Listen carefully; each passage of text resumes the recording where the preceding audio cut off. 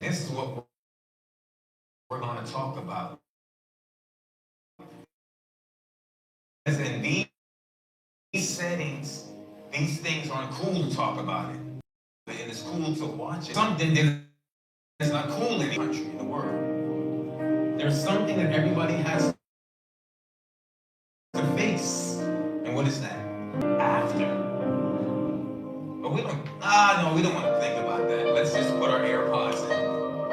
Let's just, something that struggle.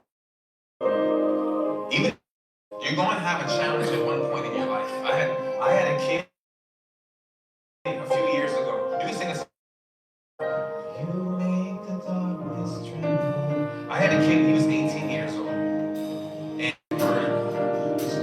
And he wanted somebody to talk to. Somebody to talk to. And you don't want anybody to know how you're feeling. Because you want to hide behind social media, you want to hide behind likes, you want to put up this tough guy, tough lady, better than this. But deep down on the inside, there's so many things that are racing in your mind.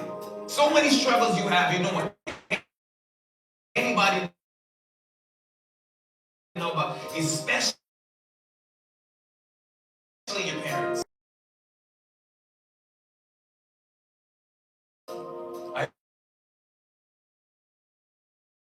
I'm from the Bahamas. You guys know. This kid was 12 years old. His parents were high up. They were prime in the Senate. They were in the office. They came in his room, 12 years old. Found him hanging. Hung himself. What is it like to walk in and see your 12? We want to just set this, give you a platform to. There's a difference between asking questions and questioning. It's a big difference. Asking questions everything. Because somebody your age on social media information and you put them above everybody. I had kids I coach try to tell me how to get rid. That's not a good thought. That's not a good idea.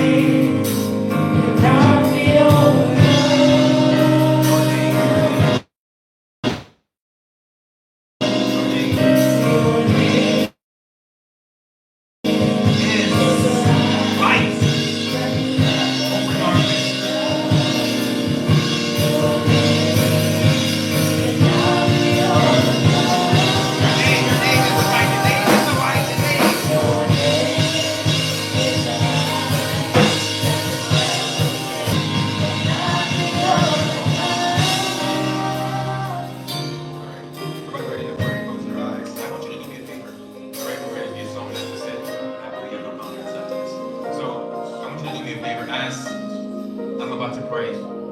I want you to put something on your mind that you want done. Something that you want, something that you need. I want you to put that on your mind. Close your eyes. I want you to see it like, Lord, I need my mother. She's not feeling well. Or I have a father. When he was here, his best friend died, got shot, cousin got shot. Right? So you might have friends that, need to hear something positive from you. So maybe whatever you take back and listen to today might be able to help somebody else. All right? So I want you to close your eyes, and I'm going to give you 5 seconds, ladies and guys, to put something on your mind. Maybe your attitude. Raise up young people that are not ashamed of the gospel. Because from you are whom all blessings flow.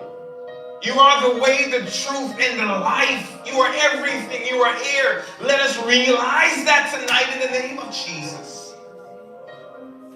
Let someone not be ashamed to be called a church boy or a church girl, or bless those for making a stand, whether it's singing for you, whether it's changing the batteries in the microphone, whether it's playing an instrument. The Bible says, let everything that hath breath praise the Lord. Lord, make a difference in those that are not ashamed in the name of Jesus. We pray for everyone who's here and their families that they represent. Lord, we thank you. Lord, we love you. In Jesus' name, amen. You can start singing this stuff there for me. Yesterday, last night, some of you, we were at the game, right? And so I'm playing, oh man, if you were, we have no call in the game. So, we was there, we were watching the game. Remember the young man that got injured? What happened to him? He got hit in his chest? Sister Brooke, are you coach? I call her Coach Brooke. What happened to the young man yesterday? Give her the mic, hold on a second. You can start saying this off. Actually, nothing happened to him. He was suffering a cardiac event in his heart. No one hit him. He just started having chest pains, and his heart started beating irregularly and out of rhythm and at a very fast and rapid pace. And it was actually a very serious condition. Serious condition. And a lot of people don't recover from that. Say it again. A lot of people don't recover from that. So you can keep baby. So, did you hear what she just said? What does serious mean?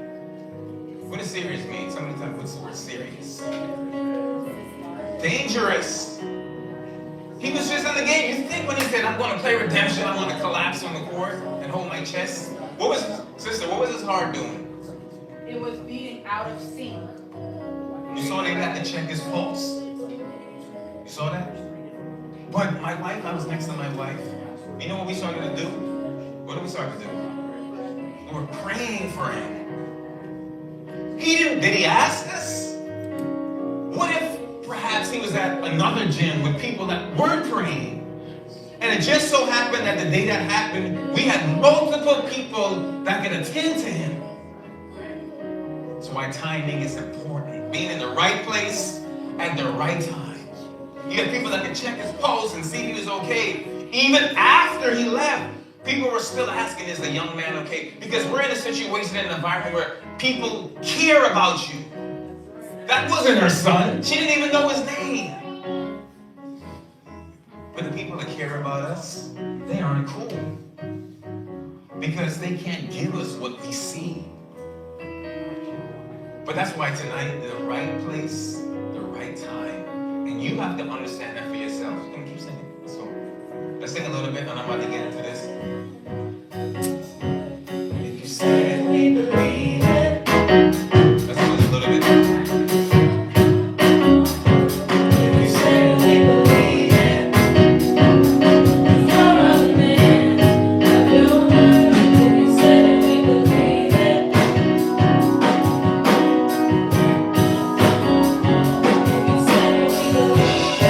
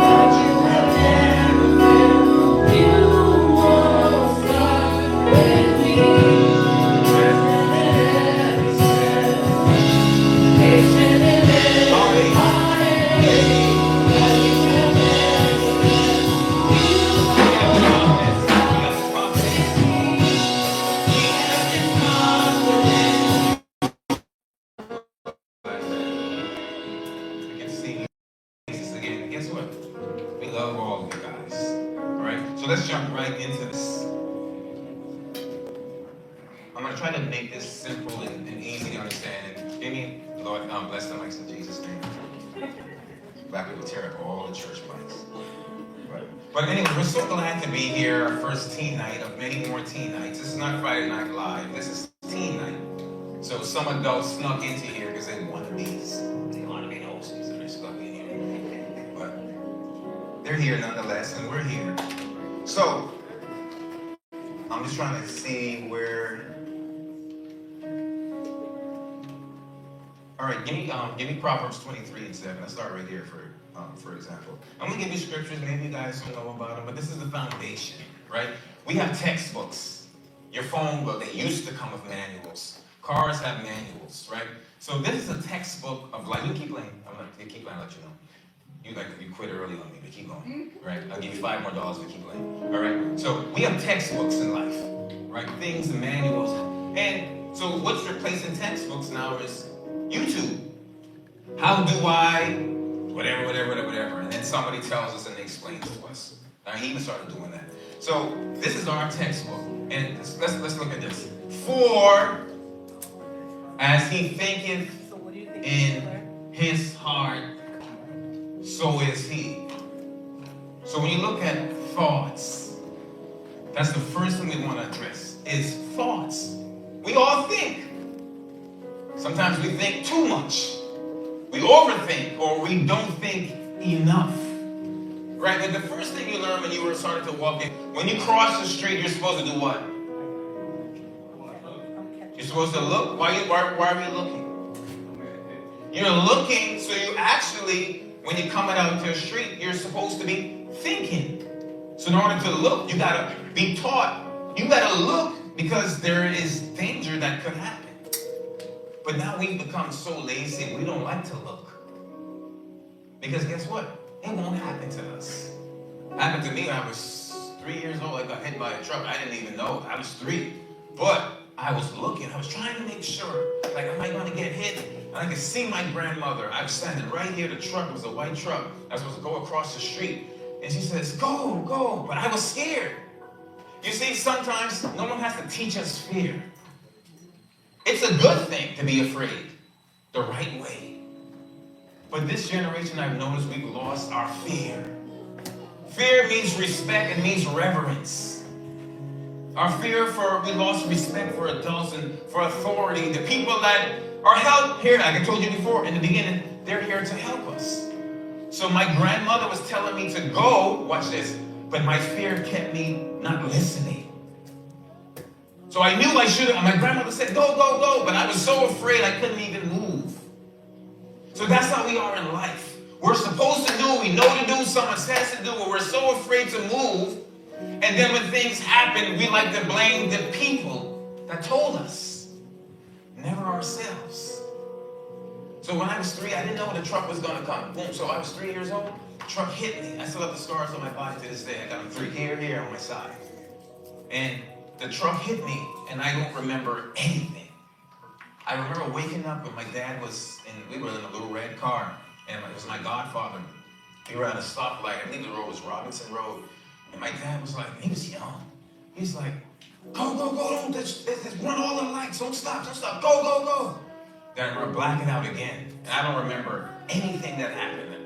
I just remember being released from the hospital that night. And I had, watch this, let me show you something. I was 3, and then I got injured again when I was 6. I had a lot of things happen to me. And things in your life happen to you because at a point in time, they're supposed to bring you closer to your purpose. So all these things kept happening. I was supposed to die when I was a baby, and I was choking on, I couldn't eat. I was just choking. I had severe asthma. I had to get rushed to the hospital. Thing after thing after thing. I mean, I should not even be here right now. On top of all of that, I told you I should be in jail. On top of all of my sicknesses. So that's why I'm still here. Because I found out why God kept me through all of that. All right, so now I fast forward. I was 16 years old. One thing I wasn't always healed, but I was always, do me a favor, you guys, except for Judah. You guys come off. I want to talk to you guys. So you 3, 1, 2, 3. Any, meeny, miny, go, let's go. You keep playing. I'll let you know when you're done. You got $5 more. You got the $10. All right.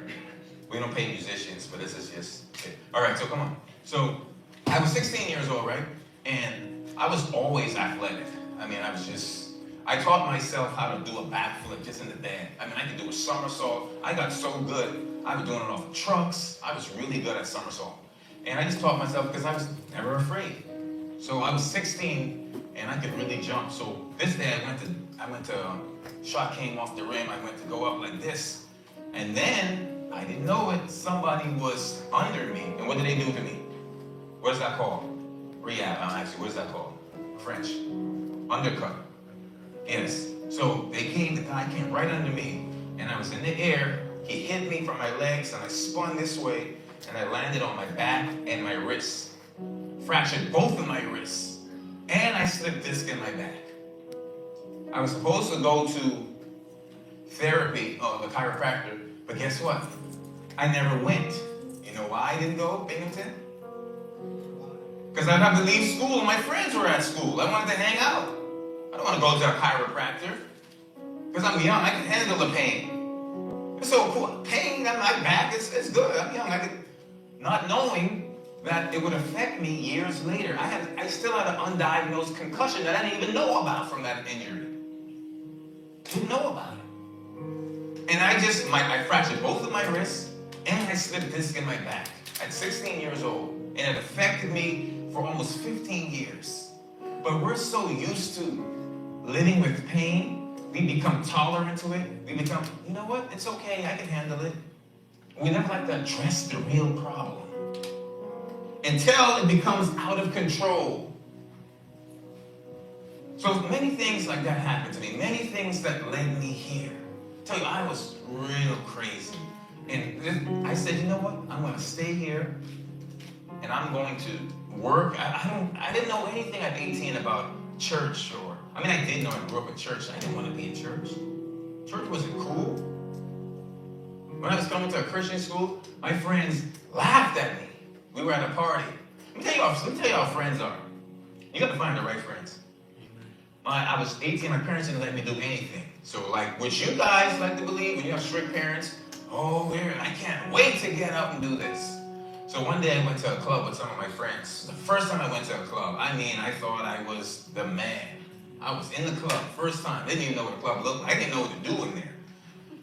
And so my friend asked me, $2 more. I got $2 more for you. So my friend asked me, he said, what are you drinking? I said, I didn't even know what I saw drinks, but I didn't know what to order. I never been to a club. I said, you know what? I'm good. Just give me an orange juice. He cursed me out to pieces because I wanted an orange juice. What was wrong with that? It wasn't cool to be in the club drinking orange juice unless you mix it with Coke or something. Whatever they mix it with, whatever you mix orange juice with. Gin, I think it was gin. You mix it with gin. And there was another time when I'm telling you all of this because it's about thinking. I went to school one time and I knew when my father, he drank alcohol. I knew where he kept the alcohol. Right in the bottom of the cabinet. So I took this bottle of gin to school.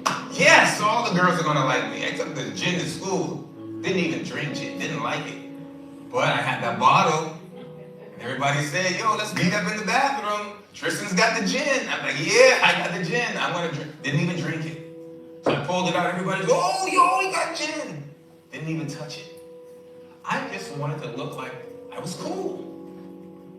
I just wanted the approval of my peers. I got my first tattoo. I'm very ashamed of it. I tried to take it off. And let me tell you something about tattoos. Some of you in here have them. When you get one, you want another, and you want another. And you don't even know the real reason why you're getting those tattoos. So I got mine because my friend got one. We were 16. My friend got one. And when he came to school that Monday with his tattoo, Lord help us, all of the girls they just went crazy. I mean, he was shaped upside down, this guy. Like the top of him was on the bottom. So he was shaped like this. But guess what? It didn't even matter. Because he had a tattoo. That tattoo was waving. It was waving. But he had it. He had a heart. The heart was like a double heart. There was like a double one. But guess what? Nobody cared. You know what I did? Guess what I did? Guess what I did, Big Time? I went and got me a tattoo. 16 years old. And I got one. And that needle touched me. Like, that needle kept going. But guess what? They told me, they said, you know what? You're getting this tattoo. You know you'll never be able to give blood to your kids, right? I didn't care. Didn't care. They said, you know, I had to sign a waiver. I had to forge my parents' name at 16. Paid $100 for it. A waiver is you might get hepatitis C. Signed it off. You think I cared about getting hepatitis when everyone's going to go crazy that Tristan has a tattoo? Who cares about hepatitis C? What is that anyway? I can take ibuprofen from Aunt Francis and get rid of hepatitis C. I could take something, some Pepto-Bismol and get rid of hepatitis C. Y'all know what that is, right? Hepatitis C. So I was cool with it. I'm like, I can get rid of this. I don't even know if I'm going to have kids anyway, so I might never have to give blood. So I did it. And after I got all of that attention, I got another one. Then I got a third one. But the thing about the Lord is, even when we're crazy, I was so afraid to get a tattoo, I made sure I put something about God on there. Because they told me tattoos were of the devil. You know where it came from. I didn't know. That's what they told me. My grandparents told me that. Everyone knew that. At that time, I couldn't say if I believed it or not. That's what. Why did everybody say that? It had to come from somewhere, and it did. Tattooing was always a religious practice. It was always related to spirit realm. So you would put something on your body, and you would want to act that thing out. So you would put a lion on you, and you would invoke these spirits. The same thing they do when you see Halloween people put costumes on, right? So they wanted to invoke these spirits, and so you put these things on your body. Right? There's more to it. I can go into details. There's way more to it. Right? They did this in magic practices. And then it got to the point, before I actually, let me back up. I'm almost done. Before I got my tattoo, you know what I did? Because I knew my parents were going to say no.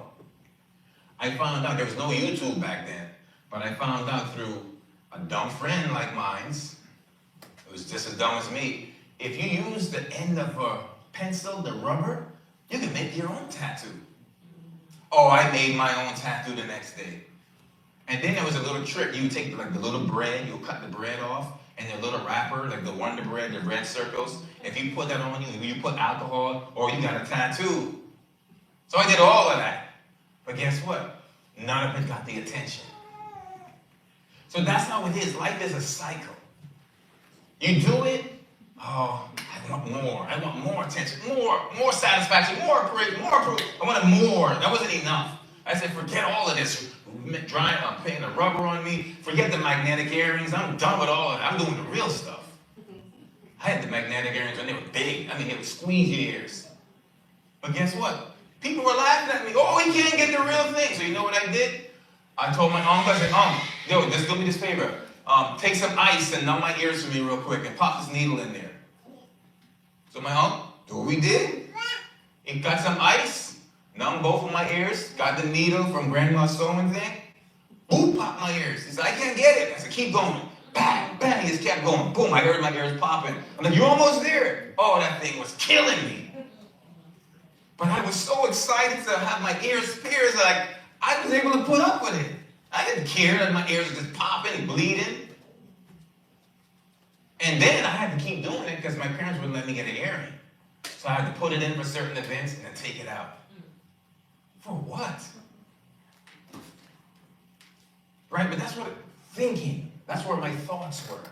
To impress people that I don't even talk to this day. There's some friends, I had a guy I grew up with since 5th grade. I can't tell you the last I saw him in the Bahamas maybe about 4 years ago. We talked. That's it. Friends I grew up with around the street. I have the numbers. Don't even talk to them. But let me see. Give me that scripture again. As you think. So as I got a little bit older and as I got into a situation I couldn't get myself out, my thoughts changed. That's what happens when most of you, some of you here are athletes, that's what happens. You think you got time. Oh, I don't got to put no work in the gym. I got time. I can do this. And then guess what? Time runs out. Then you get, oh my goodness, what am I going to do next year? Then you start feeling the pressure. Then you want to do. And it's too late sometimes. I had a lot of guys like that. Every time I had a coach come, get afraid, get scared. I can see I had Fordham come for one of my guys, Fordham University, New York. They came for one of my players. He had no offers. Fordham got there. He was so scared when he saw he couldn't even catch the ball. I mean, boom, boom, ball did bounce. He got what he asked for, but he wasn't ready for it. A lot of times in life, God won't give us certain things because we're not ready for it. I had a player, Binghamton. I had a guy, he was about to go. So, I'm going to get right here. I like picking on Binghamton. I call him Smiley. Like it. But I had a kid of mine. He was supposed to, good player, Division I. I think it was Tyler Hero. Somebody declared for the draft early. And this happened to him twice. Kevin Herter was the first one. He was at Maryland. They didn't expect him to stay in the draft. He left the draft early. So a scholarship opened up. And they came to my practice, one of the coaches from Maryland, to recruit one of my guys. He said, we have a scholarship open up. We need him right away. But I knew he wasn't ready. He didn't have no work ethics. I'm not a coach that's going to say, you get there, and then they're going to be blaming me for something. I'm like, no. I said, coach, he's not ready yet. So boom. So that happened. So UConn, we went, Paris, you remember, where's Paris? Didn't we go to the UConn game? One of my players getting looked up by UConn. Coach said, we let some of these guys go. I won't tell you that because we're on. So he said, he can play for us next year. We're ready, we're all at the game. And see the thing about me, when I eat, we all eat. Paris didn't even know anything about basketball. She went to UConn. I don't know how she snuck on that bus. But she was at UConn with the little Huskies cheesing. She was like at the Huskies' knee, and the Husky was, anyway. So we were there, we had a good time. That's what it is, right? So UConn wanted him. Said, bro, you can't play at UConn. Like, it looks good to say you got there. So they listened. So the next thing came around, Duke. Oh my goodness, somebody declared for the draft. He was playing with an AAU program, and they had connections with Duke. Oh, go to Duke. I'm like, sure, you can't go to Duke. So this one I was pushing for. It's going to look good for the school. I said, coach, let him go to Duke. Let him go. Push him. Let's go. He says, no, Moose, you have to understand something. This is early on. Taught me a lesson. He said, that kid won't last a week at Duke. He said, it might look good to go there. He said, the day you step on that campus, he said, those girls, because you're an athlete, they just surround you. He said, that boy can't handle that. Sure enough, coach was right. He got to the school that he didn't want to be at. Boom, jet, gone. Because we aren't built for that. We aren't built to handle adversity. We want everything easy. I had so many kids that get cussed out playing basketball before they came here. And the minute we say something, they want to cry. How is that? It's your thoughts. All right? You think just because, we're Christians and they're not supposed to yell at me and hold you accountable. Yes, we are supposed to hold you accountable because we're doing this for a greater reason than your coaches that used to want to just make money. Nobody gets paid for this. When that kid fell down yesterday, who did they pay to have all of those people come to him? And they would watch this. Well, I don't want to say this. You know what? I'll say this because did you guys tell them to go to the hospital? What did the coach say? Nope, they'll take them later. Oh! When I went to West Virginia, we had a kid. He got hurt every state we went to. He got hurt. Every state. I mean, this kid got hurt everywhere. I mean, there was just always something. So we were all the way in West Virginia, in top of the mountains. We played Huntington Prep. I was mad. They had Miles Bridges. They were good that year. We lost by like 17. And Thomas Bryant, Miles Bridges, all on the same team. So I'm happy. 17. I'm ready to drive the whole night back. This kid, I heard my ankle crack. I'm like, this devil. You always hear a crack. It popped. I can't move. And then they lift him up. We had to go to the hospital. I mean, I was so upset. We were there till like 3 in the morning, pushed us back. He had a sprained ankle. Just needed some ice. He heard a crack and he was dangling. He couldn't move. His career was over. And all of a sudden, he just needed ice. When I said I was upset. But guess what? We knew we had to do something. He was more important. We didn't care about him as a player. We cared about him as a person. You got to understand this life, and I'm going to go here. Johnny, give me that, you can find that script. I'll find it. In this life, you have to understand, you're only as good as what you can do for certain people. There was a story in the Bible. Johnny, you can find it if you're good. There's a story in the Bible. I'm going to get to this. So this guy, I think his name was Amnon, right? One of David's, one of his sons had a sister. It was his half-sister. And he has other brothers. So guess what he wanted to do, which still happens today? He wanted to have relationship sex with his half-sister. So the brother said, bro, you can't, you want some different stuff. Like, you can't be doing this. This is wild. He was like, no, I want to do it. So guess what? He raped his half-sister. And guess what happened after he raped his half-sister? He hated her after that. He didn't want nothing to do with her after he got what he wanted from the half-sister. He got what he wanted. He raped her. He got what, you might think that's gross, but he was a king's son. You think a lot of things gross until you're in a situation where that spirit overtakes you. A lot of people didn't grow up homosexual and lesbians until they saw something that influenced them. So a lot of things we won't do until you're at the wrong place, at the wrong time, and the wrong person touches you or the wrong person does something to you. I had friends that went crazy because people put something in their drink. They were having a good time. They just put their drink down, boop, slipped their drink, went crazy. You don't know, but then when you're in the wrong place at the wrong time, that could happen. And I know personally that this guy used to call him Rev, right? He was always cool to me. I'll never forget it. He came in front of my grandmother's house. They had a shootout in front of my grandmother's house. I'm at the window, bro, like, what's happening? I'm not gonna say it, but I'm very inquisitive. I just put it like that, right? Certain people, when they hear stuff, they run this way, but there's another demographic of society, they go to it.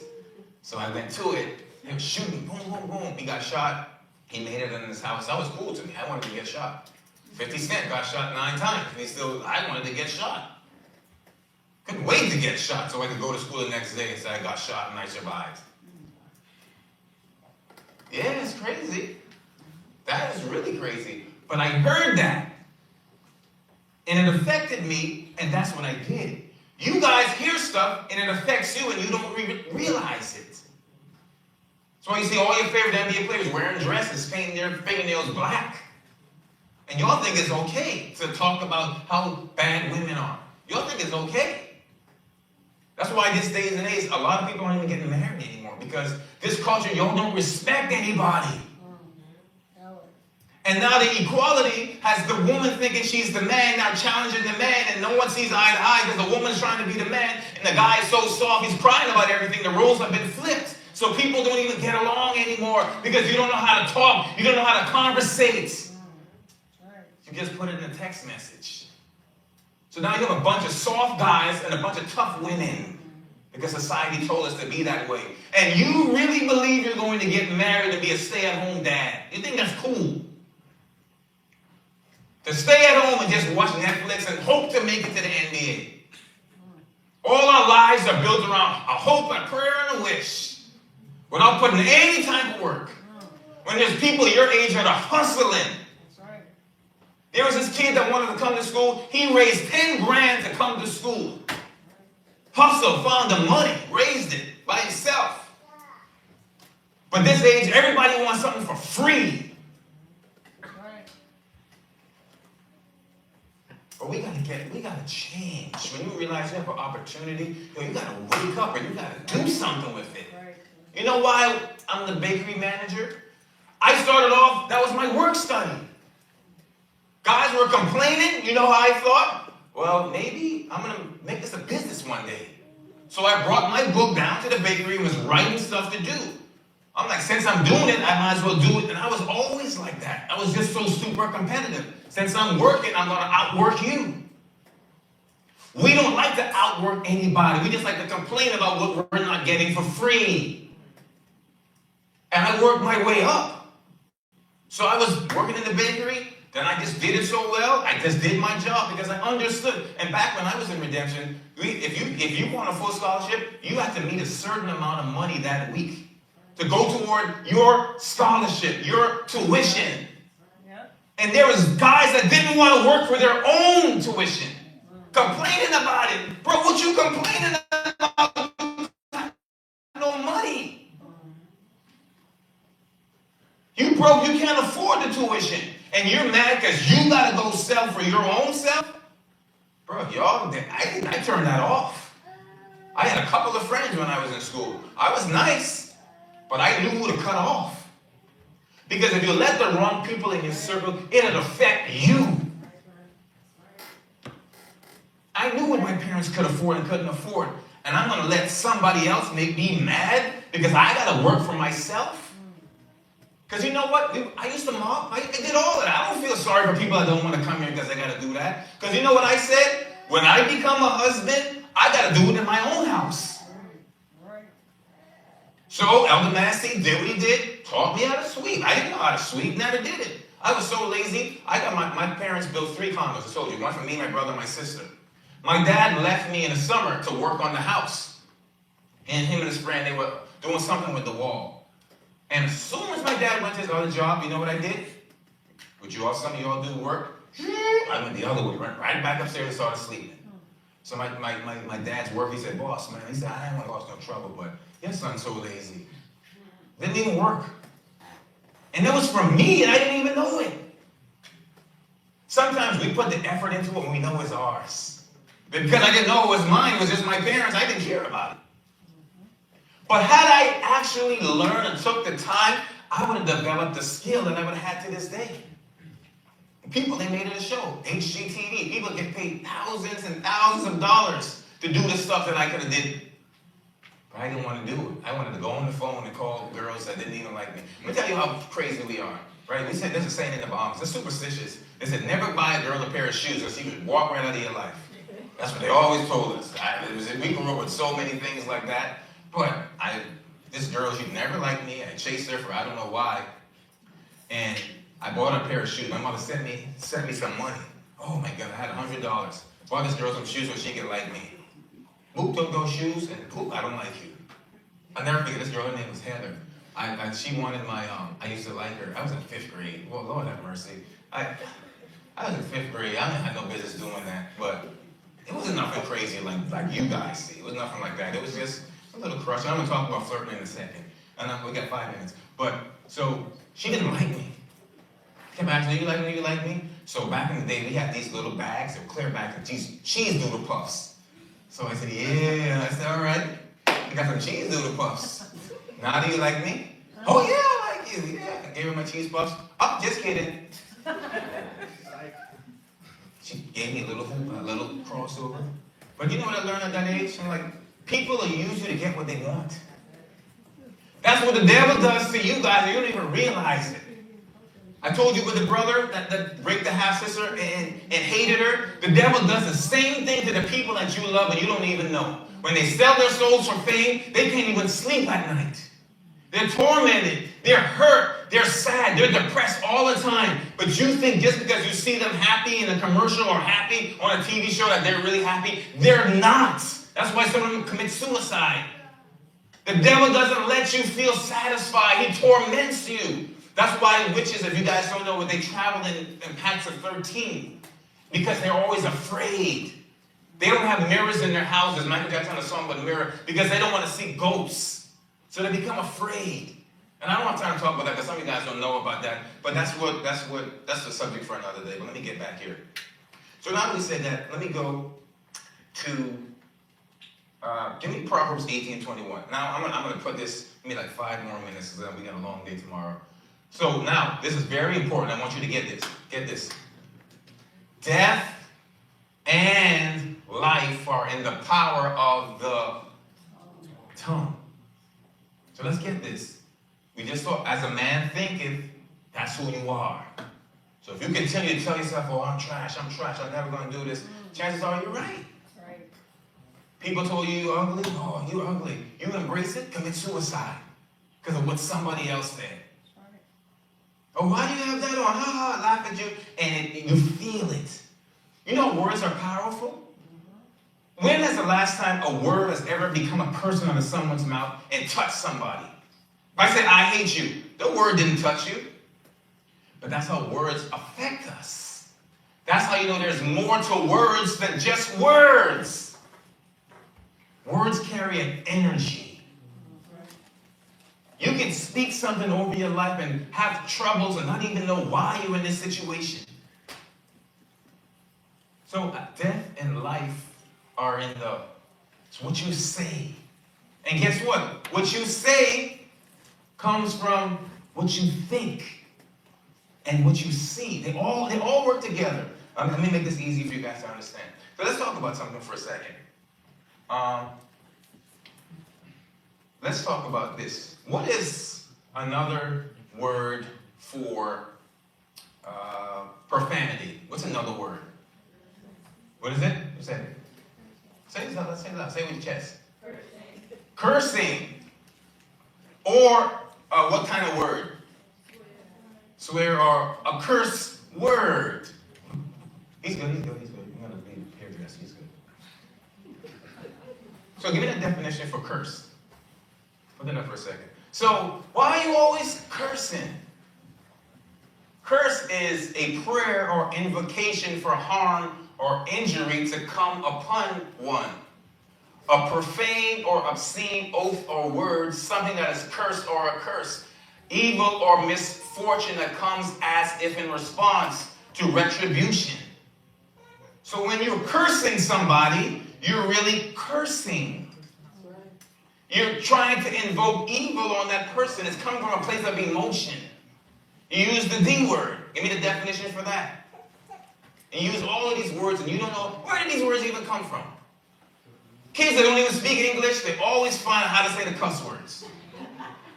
They can say, and then I had kids in the school, the ones that are international, always teaching the American kids the cuss words. Why you always got to pass on cuss words? Because it comes from a certain place. And the more upset you are, and the more angry you are, the more those words come out. And you begin to curse. The word damn means to condemn to a punishment or fate, to condemn vigorously and often irascibly for some real or fancy fault or defect, to condemn as a failure by public criticism, to bring ruin on, to swear at the curse, often used to express annoyance, disgust, or surprise. D him, he should have been careful. Use this word. And also damn means to condemn somebody to hell. So you speak these words and you think, oh, I'm just joking and speaking. These words have an influence. These words create an atmosphere. Remember, words have energy. And you find yourself, just cussing for no reason.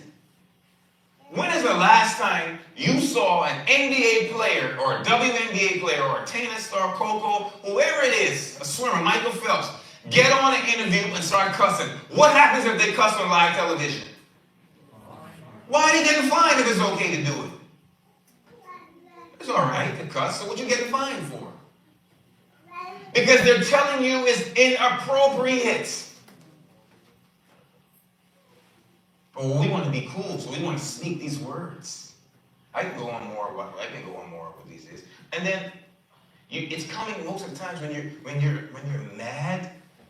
The words just fly out of you. Where is that coming from? It's in your brain. And guess what? You know what affects your brain? Your heart. The emotions. You don't like somebody? Bleep, bleep, bleep, bleep, bleep, bleep, bleep, bleep, bleep, bleep. You don't like something's on you? Bleep, you just fire it off. And then you get to the point where you don't say it, you start saying it in your head. And you think because nobody heard you, you're good with it up in your head. But there's a God that sees and knows more than us. Just because it's there, you can't let it stay there. You got to get it out of there, or it's going to do something to you. All right, so let me go here. So the biggest thing, I'm almost done. You got to stay with me for a second. The biggest thing we got to watch out for is this thing where I don't like. Oh, why did she do this? Oh, I hate this. Hate is such a strong word. Someone did this to me. It becomes about us. What someone did to us, and I'm going to do. You don't pass me the ball, I ain't passing you the ball. But why aren't you the one that say, you know, you're not going to pass it to me, I'm going to give it to you? That's how we get set up. These little things that affect our spirit become big things. And you become to control people by your emotions.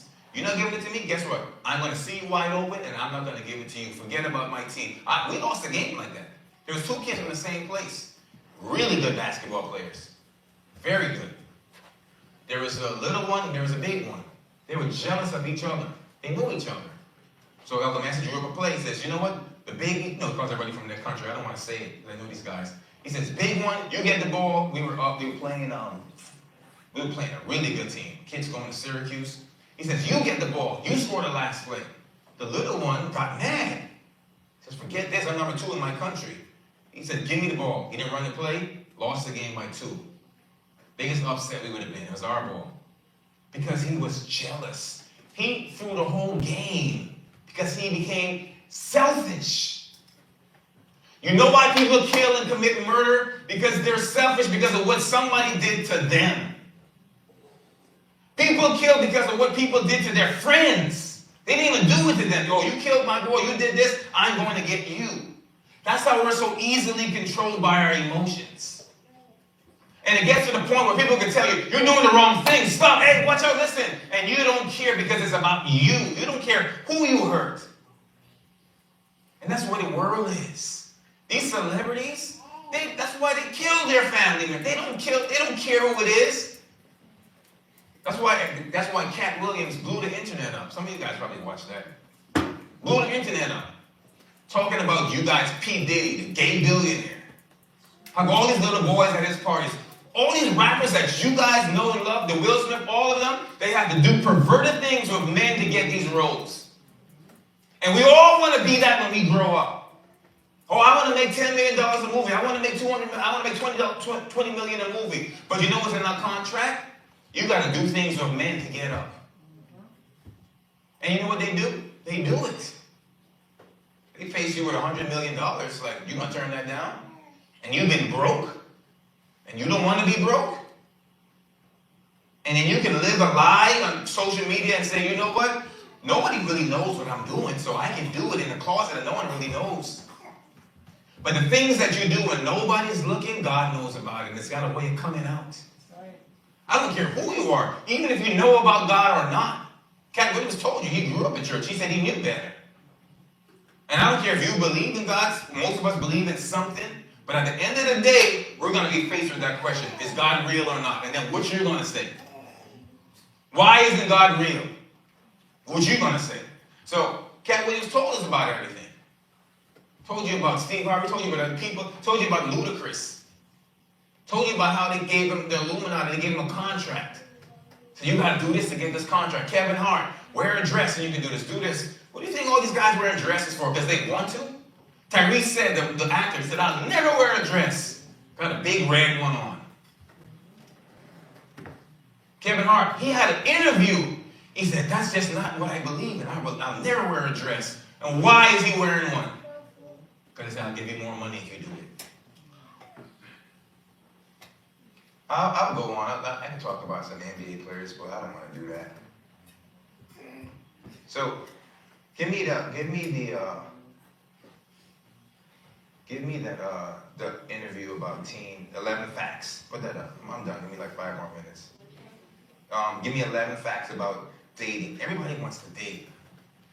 We all got, that's my babe. We got couple goals. All want to be posted up and booed up. Everybody want to be booed up. Then you move on to the next boo. Then you move on to the next boo. Then you move on to the side boo. Everybody got a side boo. Because it looks good.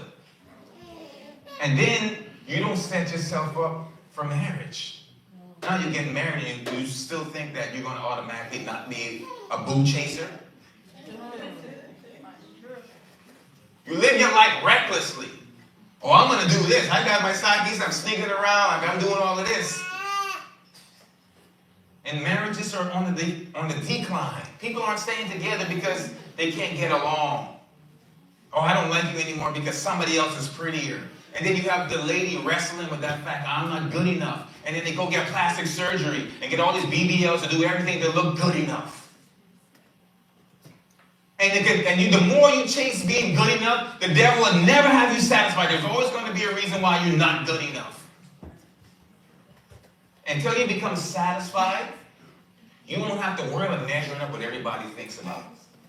Look at this football player, high school. What is this? He's got his Bible.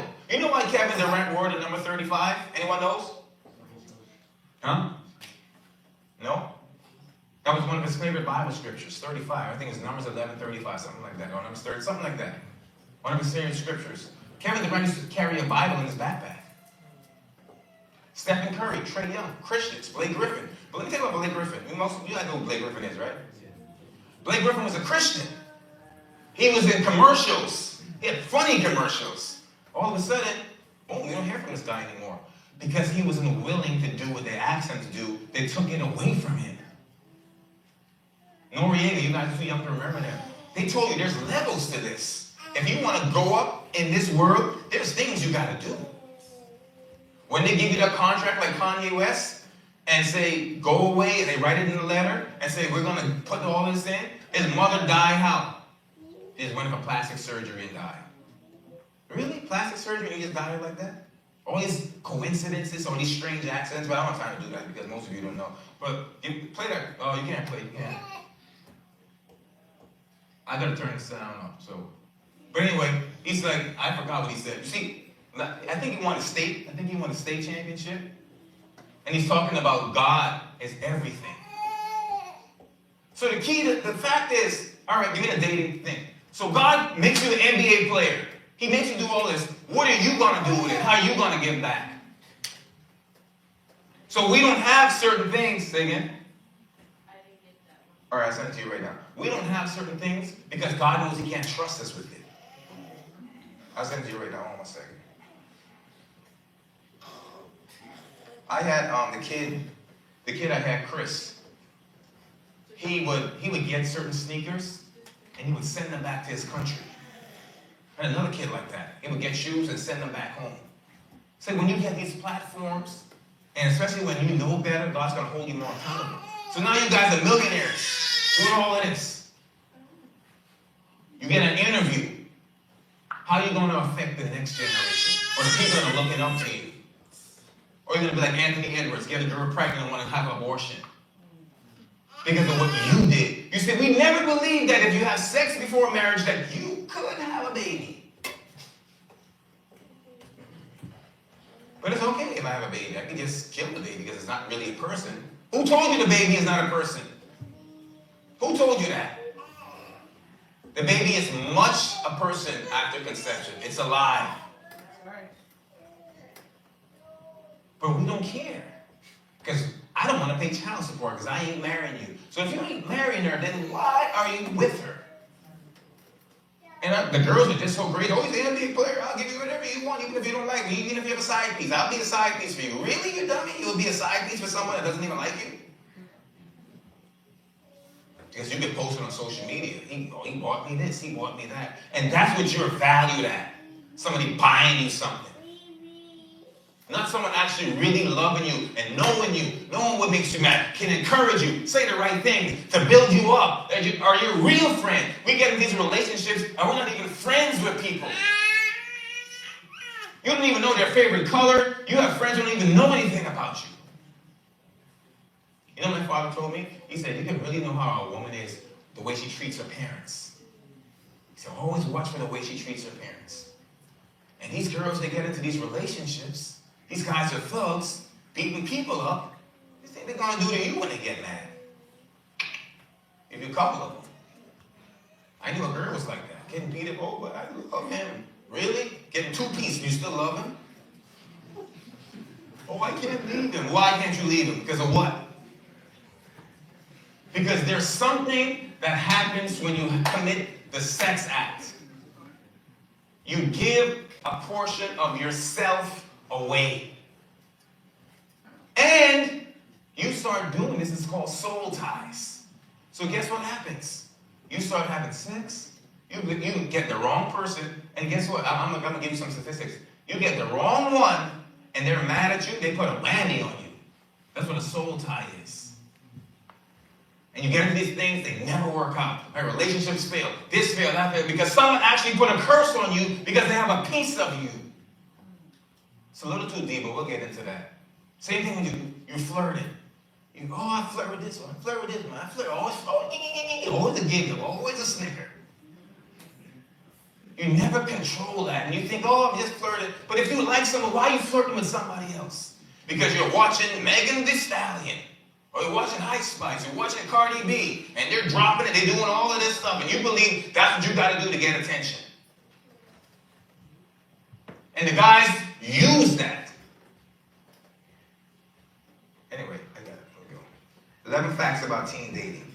Watch this. You know what I love? I did this before. This is so funny to guys when we talk about this. This is so so funny. Sex and babies. Yeah, I know what you guys listen to, and I know the music that's out there, and that ain't funny. That's scary. Talking about the devil, talking about this, talking about that. You guys do all of this to all of these spells over your life. But when you get somebody telling you what's really the real, really? 1.5 million high school boys and girls in the U.S. admit to being intentionally hit or physically harmed by somebody they're romantically involved. If you love somebody, why are you beating them? Oh, because that's how much he loves me. He don't want me talking to nobody else. He really loves me, so I take these lumps. I wear glasses to cover my eyes. Did he really love you? Is that what love is? Oh. By someone that they are romantically involved with. Teens who suffer dating abuse are subject to long-term consequences like alcoholism, eating disorder. Oh, he broke up with me. Let me get some ice cream and some Oreos. I can't take this. Just crying. Listening to Ice Spice. You watch a movie on... What's that movie? You have that joint? Mean Girls. There's a movie called Mean Girls. And let me show you that. You can go back to that real quick, the teen dating. Let me tell you something about guys. What guys do. When you see these movies, like Miley Cyrus, she was big with us, right? And you try to think, oh, I don't listen to this kind of music. But we do. We watch these kind of stuff. You have it?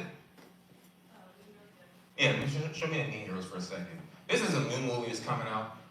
So these girls... Well, this one girl, the star. Let me read it real quick. Yeah, this is it right here. How many of you watched that? Or is it out yet?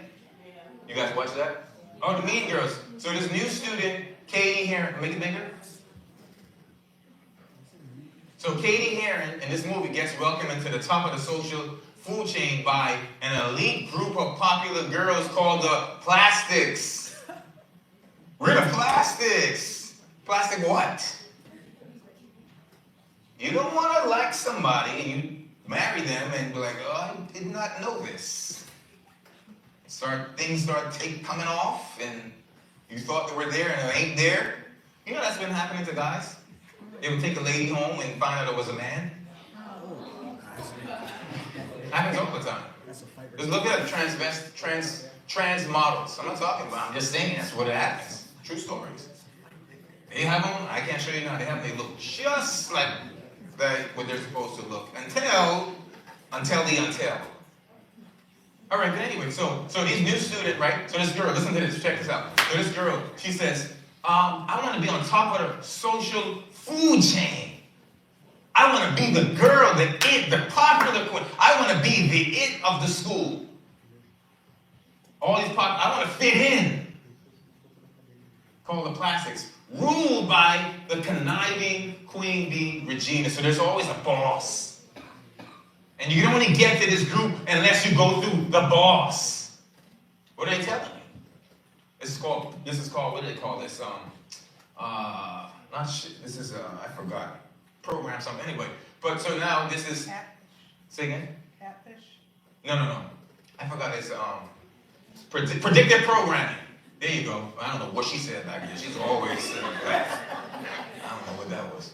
But anyway, so this thing right here. So predictive programming. You got these mean girls. You know, they're snooty, they're rich, they're mean. You can't get into our group. You can't be elite unless you go through the boss. There's a leader. There's somebody in charge. And all the girls, we want to be in that group. We want to be like that. Well, you got to go through Regina. However, when Katie makes a major misstep of falling for Regina's ex-boyfriend, she soon finds herself caught in their crosshairs.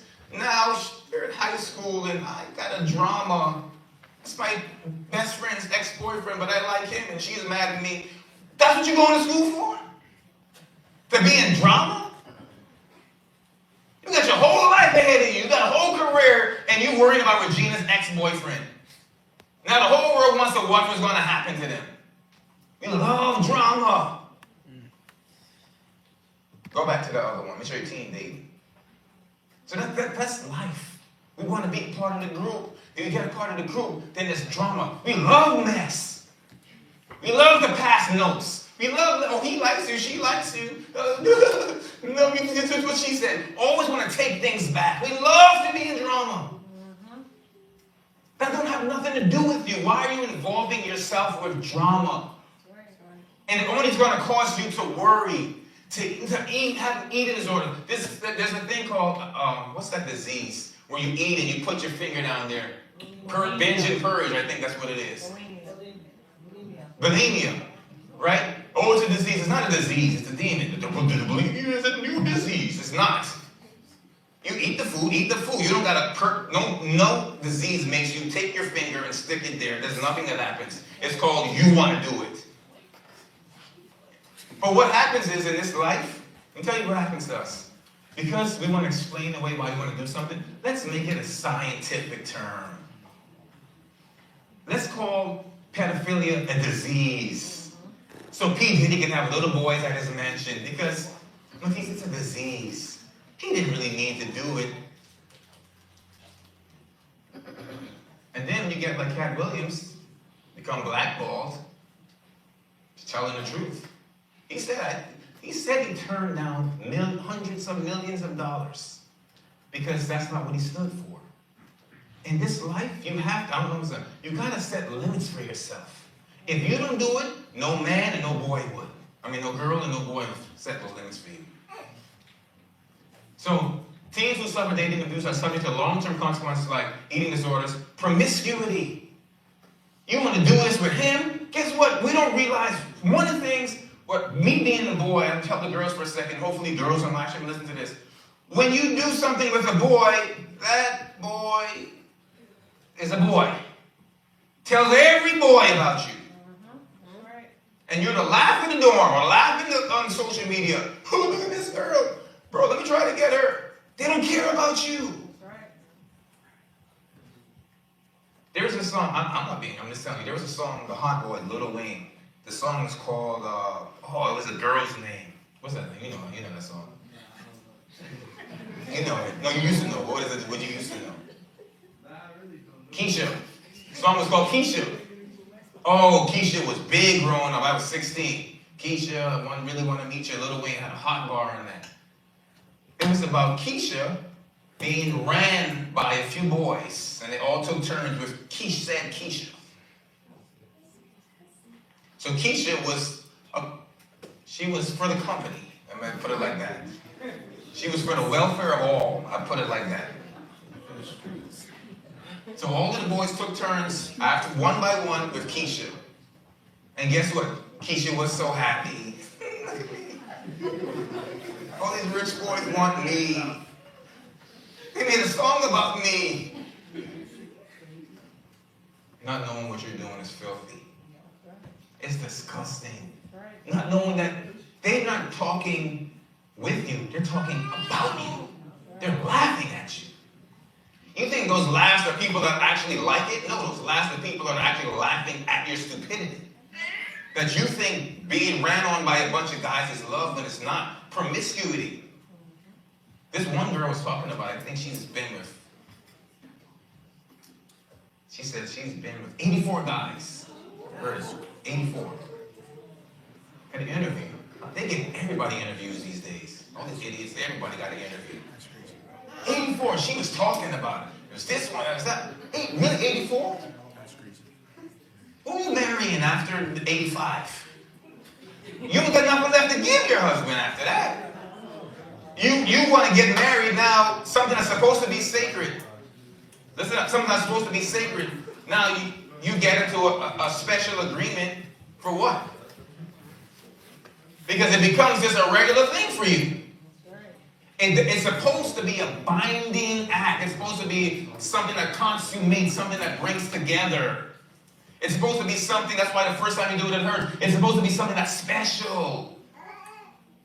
But you give it here, you give it there, you flirt this, you flirt that, and what does it matter? It's just my virginity. It's my body. I can do whatever I want with my body. Really? Really, it's your body. Uh-huh. Who told you it's your body? You didn't actually born here. You know something? But we have to realize, listen up, you can talk about it after. You good? You good? Chill, you're good. All right. We say this is our body, right? We like to do things to our body. What happens if you eat the wrong thing? You can get sick from eating the wrong thing naturally.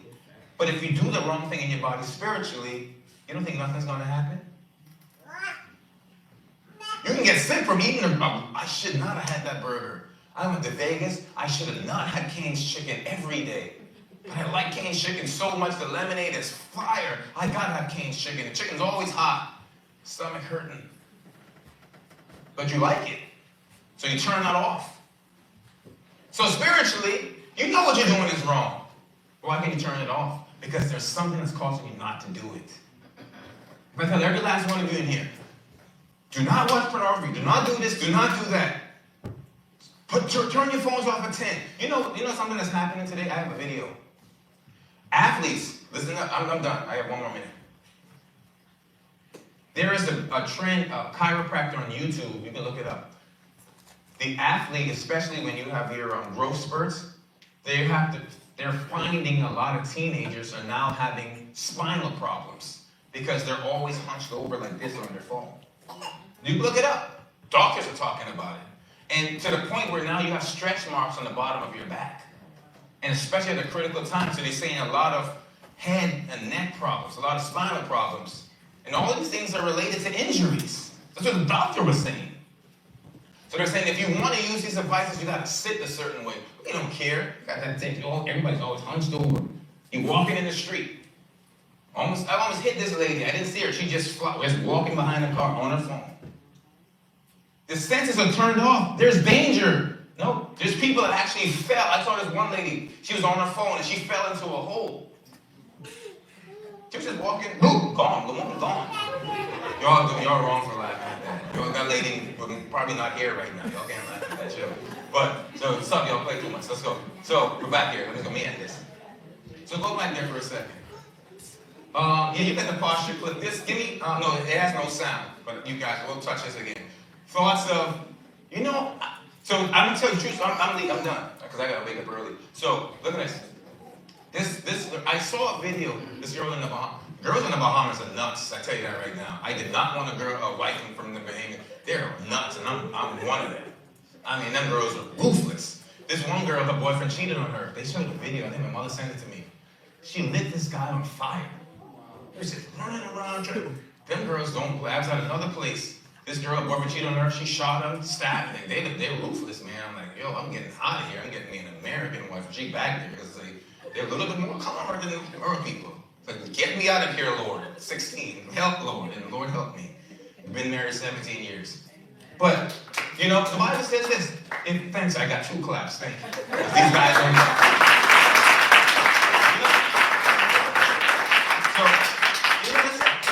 I think about some guys, right? I got married when I was 20. I was 20, a whole 20 years old. Guys don't know how to tie their shoes at 20 these days. I mean, they don't know how to wash clothes. They think all the whites and the colors, you can just, let me save some money. I don't want to get any more quarters. Throw it all in there. Let me put some Axe on. I don't got to take a shower. You know what? This is what happens. This is a true story. Hey, I got receipts. I know guys that didn't take showers and just axed it to death. Always want to be in girls' faces. Axe, just axe, smelling like axe. Now you take a shower. Going to bed sweaty after a basketball game. I didn't sweat that much. I'm good. I do it in the morning. Now the girls are doing it. Uh-oh. Okay, I'm not there. I'm not. Watch yourself. You know what society does? Listen up. Let me finish this. You know what society does to us? It creates a I don't care culture. I don't gotta shower. I'm fly. Like, look at me. I don't gotta do this. I can just get people. There's one post. Look at all of these likes. I don't gotta do anything. I don't gotta put conditioner in my hair. I don't gotta comb my hair. I don't gotta oil my beard. I don't gotta do anything. I'm not gonna put lotion on my legs, Kevin Durant, because I'm me. I can have scaly legs and the socks just be making a noise you put them on. Just be tearing up. The toenails be cutting a hole through the socks because you don't want to cut them. Oh, I'm fly. I don't got to do anything for a girl. Girls just like me. Really? Until you have to wake up and turn to the next person for the rest of your life. It ain't that funny after. But think it from me. I'm happy every morning, every night, peaceful, no arguments. But anyway, it's not about me and my happy marriage. It's not about that. We're here. It's you guys' 19th night. All right, let me get through this. We got 11. We're not going to get through this. 5. In the U.S., 25% of high school girls have been abused. Listen to this, girls. Everything's funny. But listen to this. 5. Have been abused physically. 25% of high school girls have been abused physically or sexually. A lot of them sexually beyond their control. They don't even want to. They go to these parties with these guys, these athletes, and they just take advantage of them. And if you're a good enough athlete and you rape somebody, you can get off because you're good. That school paid you $1 million to go there. You want to sweep it under the rug. The kid that went to Alabama shot that girl. They swept it under the rug. Let me show you something. John Morant did a dance one game, something like this, right? And they said, he's a gang member. He didn't learn his lesson. A football player did it. Oh, he's having fun. Did they showed the same dance. Which one is it? Is it bad or is it, which one is it? But anyway, we're not going to talk about that. I want to get over that. See the thing about life is, let's just say, for example, that's not fair, John Morant. It's not, Charlie, okay, everything will be good. It's good, everything will be good. It's not fair. John Morant, why is it always me? So you know what we should say? Why don't you think a little bit more so nobody has something to say? If you know people are watching you carefully, just chill out a little bit. Dial it back.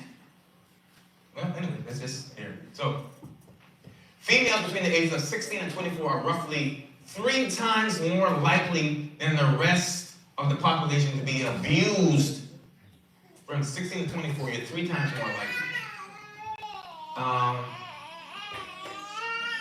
Watch this. Let me go down to verse 8. Violent behavior often begins between 6 and 12. 6th graders getting beat up in relationships? Bro, y'all can't even read until 8th grade, and y'all getting beat up? I'm just saying that's a statistic. Like people, I think the average 8th grader doesn't know how to read, something like that. I forgot how many. But don't quote me on that. But at 6th grade, really? 72% of 13 and 14-year-old girls are really dating? What you doing at 13? You just came. You didn't hit puberty yet, and you just think you just did. Who are you? And then what happens is when you watch these things and watch these people, and they don't promote a healthy lifestyle with a marriage or one partner, you become, at this age of dating, what you see. That's why you can like this one, and like that one, and like this one, and like that one, because that's what you watch. I don't know if I like girls or boys. Which one? I'm so confused. I was born a boy. Really? Why are you confused? So simple. If you have what you have, then you're that. That's right. What's confusing about that? Just a science. Okay, old men can have babies now. Really? Show me a video of a man having a baby. I don't care what stomach you see. Man having a baby. Anyway, 50% of young people who experience rape or physical or sexual abuse. You know what they do when they would go to war, there's documentaries. Before these soldiers would go to war, you know what they would do? They would rape women for power. And then sometimes they would kill people for power. They would eat babies for power. So that's why I showed you this is more than a physical act. It's a spiritual thing. So they believe that having this act gave them power. And you believe that having this act gives you the power. Girl, look what I did. Guess what I did with her? You were empowered. Only a third of the teens who were involved in an abusive relationship confided in someone. You're afraid to tell somebody about this violence. Getting beat up and you're trapped. There you go. I'm in. You're trapped. It's called a cycle. I don't want to be like this. I want to get out of here. And you can't leave because the person says, I'm going to kill you. The devil likes to keep you in fear. You control people by fear. That's how you manipulate people. That's how they do these switches. We can't get into it. You guys don't know about that. I got to give you this right here. Oh, I'm so afraid I can't leave. You know how many people should have left, didn't leave, and ended up dying?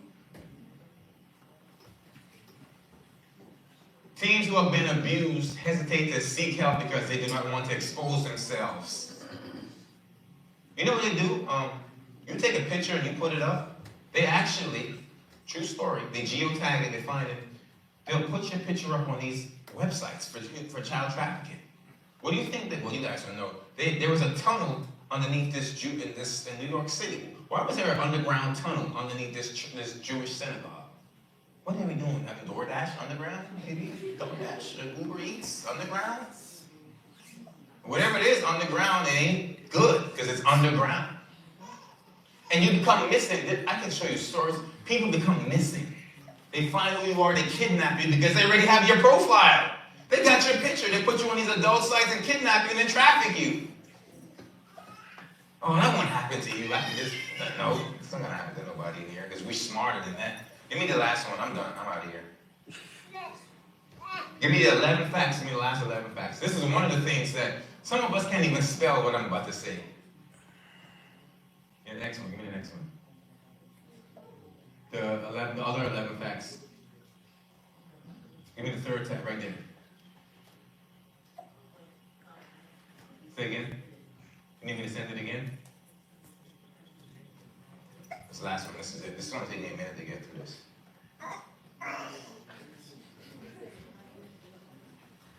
All right, any questions so far? We're about to close this up. Any questions? So why am I saying this? Because the Bible says, the scripture says, the word of God says, the Bible has everything that pertains to life. God wants all of you in here to have a good life. He wants to save you from heartache. That's why whoever finds a wife finds a good thing. He don't want you in drama. He don't want you having baby mama drama. He wants to save you from the heartache. He wants you to do it his way. But we're smarter than God. We can like who we want to like. That's why in ancient times, they didn't even pick their own husbands or wives. Think about this. Your parents have been married for a few, most of you, right? So aren't they qualified to know what the criteria is? Oh, but I know what I like. I got my own type. Really? You got your own type that you heard a rap about what you like. That's why one day you like skinny, one day you like this, one day... It always changes. You don't even know. Okay, 11 facts about teens and STDs. New estimates show that there are 20 million new sexually transmitted infections in the United States every year. Every year there's new STDs. And you're going with her, and you don't know her, you don't even know her last name, but you're so tickled to death that you don't even know her, and you did it, and you don't even know her. You don't even know that she might have an STD. Many of these, I'm going to read, the people don't even know they have it. Oh, I feel fine. Really? Till you go get checked up and find out you have something that you didn't even know. And sometimes these things work in your body. You might have something, but when you get something else, then I could be wrong. They work together synergistically and then something could happen. It could cause it. But the boy that was just running, something happened that just caused that. So, young people between the ages of 15 to 24, which I believe is all of you in here, well, all of you in that age bracket, account for 50% of all new sexually transmitted diseases. So at the age of 15 to 24, 50% of them have an STD. So if you're 15 to 24 in here, don't look at me with that tone of voice. So, I mean, who? Is it me? Could it be? No, it can't be. Because I know her. I've been following her since last week. I know her. You do. And you think if somebody has a STD, they'll put it on social media. Hey, guess what I have, guys? And they do these things where they put these homosexual, it's called P-PrEP. They have these guys and they're hugging. You can live longer with P-PrEP. You can, side effects of mild death and sudden flashes of insomnia. You can die, but if you can live a week longer. Really? You guys good in there? Whatever? Good. So, young people between the ages of 15 and 24 account for 15% of all new STDs, although they represent just 25% of the sexually experienced population. 46% of American high school students have had sexual intercourse and potentially are at risk for human immunodeficiency virus, HIV infection, and other STDs. Get yourself tested. Because 46% of, if you're sexually active, you got a 46% chance. You gotta get tested to make sure. Oh, now it's easy to say no. I'm an athlete, bro. No, you ain't my wife. I ain't know you. Nope. I got things to do, places to go, people to see. The Lord blessed me with my wife because I ain't chasing these. Or my husband, I ain't chasing these guys. Lord speak. That's when you have to program yourself because you can't trust people. Get yourself tested and tell others you did. Okay? In 2012, gonorrhea rates were highest among adolescents and young adults. In 2012, the highest rates were observed among women aged 20 to 24. CDC, who knows what the CDC is? What is it in Binghamton? CDC. That's what it is, though. That's what it is. Centers for Disease, right there, you can't spell it. CDC, Centers for CDC. I'm just playing. Centers for Disease Control and Prevention. Who's preventing themselves from a disease? Estimates that there are more than 110 million sexually transmitted infections among men. And guess what? In the homosexual and gay communities, they don't tell you that there is a different life expectancy for those groups. They don't tell you that there's more of these in those groups. They don't tell you that. They don't tell you that there's kids that have to go through therapy for making these changes. And kids are on medications because they get teased. They don't tell you all of that because they want everybody to be forced into a way of thinking. This includes both new and existing infections. The annual number of new infections is roughly equal among teen girls, 51%, and teen guys. But when you go to do this, you don't ask to, show me your chart from your physical. Let me just see that right quick and make sure that you're good. No. I could put something on and protect myself. Really? You're going to trust that to protect you? Okay? And they tell you that it doesn't, if you read the box right, it'll tell you it does not protect against, how you know that? You read it. Yeah, you read it. Very good. Smart man. I try to trick you there. Like, you want it. You want it. You read it right there. You want it. He's sharp. I gotta give you this. So look, human papillomavirus accounts for the majority of prevalent STIs. The U.S. has the highest rate of STDs. What? Don't they have drugs to cure this? And then I can just pop a pill and be cured. But why is it still the highest? Because then drugs don't cure you. They just cause the symptoms to be masked so you can live with it. Until you can't live with it, and then you know, that happens. Anyway, 9. 6 in 10 sexually active high school teens reported using 6 in 10 of them during their most recent intercourse. 1 in 4 teens contract. 1 in every 4 teens contract an STD every year. So take 4 teenagers. One of them is going to have something. Are you the fourth, the third, the second? Less than half, listen to this, less than half adults aged 18 to 44 have ever been tested. Oh, I've been tested for HIV, but what about the other hundreds of them? So now we're here. This is the end. We got to go. So what say this is over? What say ye? What do you guys say? After all, this is team night. Any questions? Jed, is there any questions? Please, this is what we're here for. Hopefully you don't have any questions because I covered everything. Now, you got to do something about it. Right? We got to leave from here like, you know what? I gotta do a little bit better than I've been doing. We always say it. You guys have been there. I'm gonna wake up in the morning and practice. I'll do it next morning. I'll do it the next morning. Then we ended up putting it off. And we think that our good intentions are something.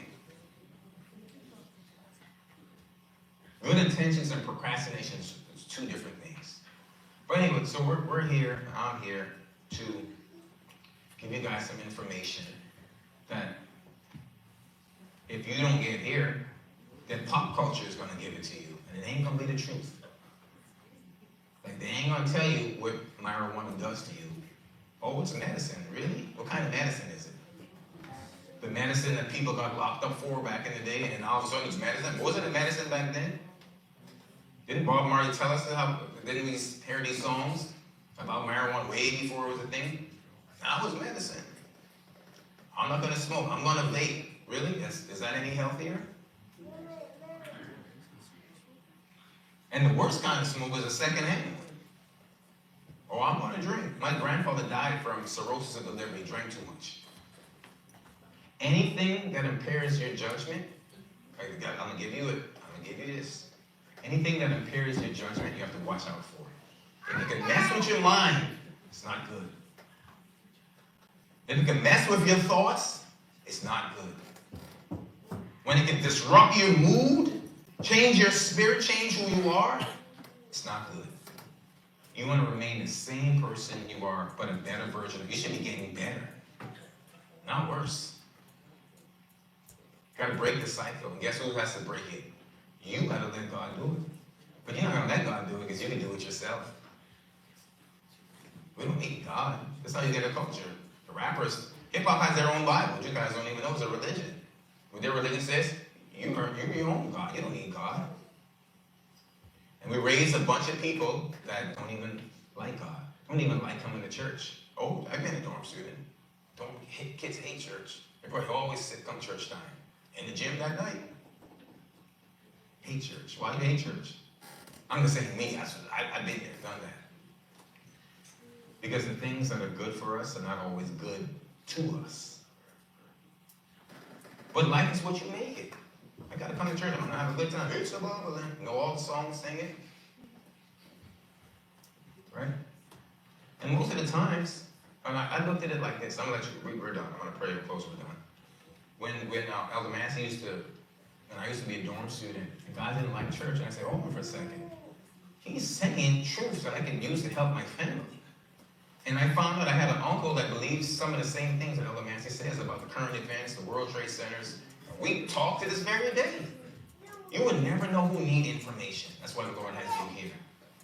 Come on, you guys can come back up here. We're done. You guys can come back. But as I close in this last 30 seconds, I just want everybody to take a deep look at who you are as a person and who you want to become. Do you really like the way your life is headed? Don't be like me. People told me, well, you're going to go to jail. You're going to do this. You're going to do that until it really almost happened. And then they're like, oh, wait a second. This is really happening. Take it from the people that have been there and done that. Life is more than just dribbling the ball. More than just text LOL, BR. It's way more than just that. You have to start right now finding this. What is your purpose in life? Lord, make me a better basketball player so I can reach somebody in my country. We have kids that you forget about your families when you make it. I've had plenty of kids like that. Forget about everything. And that's what this world will do. It'll eat you and spit you up. It'll make you be who you didn't even want to be. To the point you look in the mirror, you don't even like yourself. And you go, how did I get like this? I don't even like this. is what you become. Because your thoughts were out of control. Now you have to, tonight, control your thoughts. As you think, that's what you are. Don't let nobody tell you otherwise. And my dad used to always play this song. I don't know if he... That's A flat, I believe. My dad told me this. You were born by yourself, and guess what? You're going to die by yourself. And who knows, raise your hand, we're about done. Who knows can give me a rundown of what happens when you die? What happens? I don't care if you're a Christian, if you believe, or whatever you are, Muslim, whatever you are. What happens when you die? Boom, I died, and what happens? What's next? Nobody knows? What? You go to heaven or hell? So you go to a good place or a bad place? So what? Oh, I don't believe what she said. Okay, then what do you believe about it? Because none of us has ever died before. So what do you believe about it? But the key is to just be prepared for it. Because I told you there was this kid in the Bahamas hit his head on the brink of his die. I told you many times the kid keep on, hit his knee in practice, had stage 4 cancer, passed away at 17 and accepted the Lord as his personal savior. So you're here to discover why. You think you're here just to play basketball? Really? There's plenty of other schools that you wanted to go to, A, could have wanted to, C, probably still do.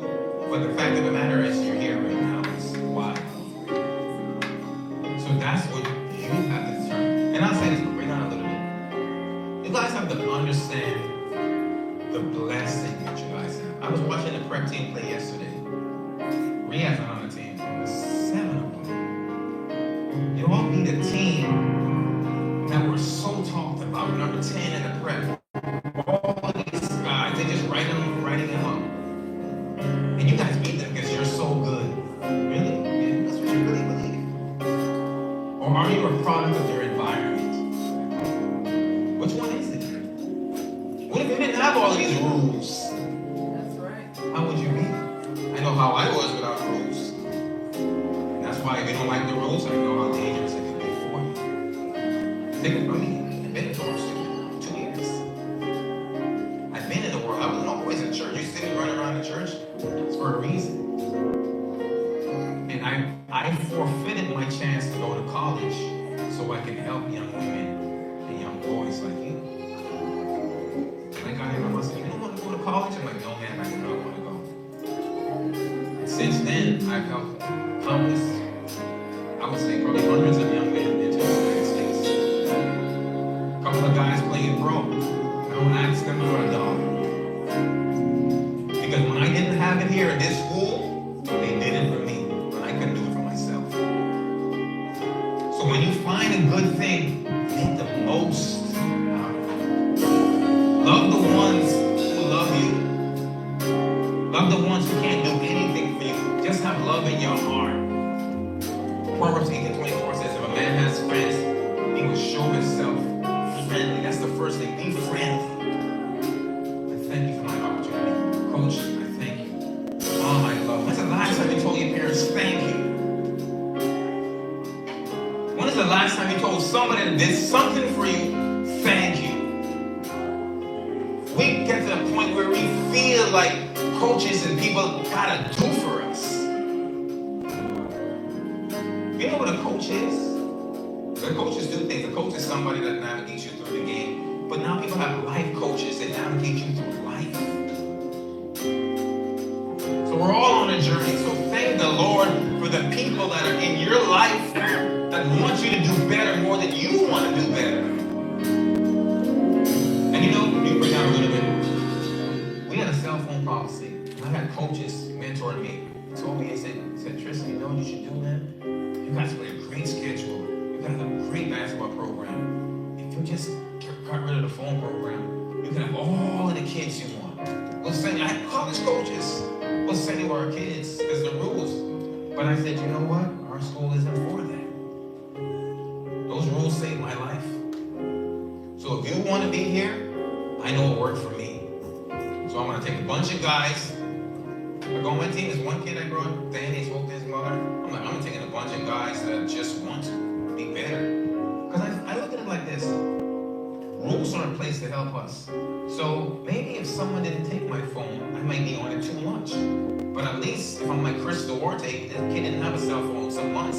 He was in the gym till 11 o'clock with no cell phone. So when I talk to those NBA agents or those guys doing the story and the background check, and the background checks, because how is he? What does he do with his time? Does he party? Does he drink? Does he love the phone? Does he love... Ask me all of these things. You know what I can say? I says, you know what, sir? I said, there was a time when this kid didn't even have a cell phone. He's not distracted by a phone. And they said, wow. You know what else I went to tell him? I said, this kid we used to have back then, soup for seniors. I said, this kid worked in our soup kitchen. I was able to tell him that. You know, they said, wow. And he'll get drafted. He got drafted by the same team that saw him 4 years ago. You never know who's watching you. And you never know who you're going to need in life. So be careful when you backbite and talk about people. You'll never know. Because guess what? Whether you're a Christian or not, what goes around comes around. And people get into these relationships, guys, you feel macho if you took somebody's girl.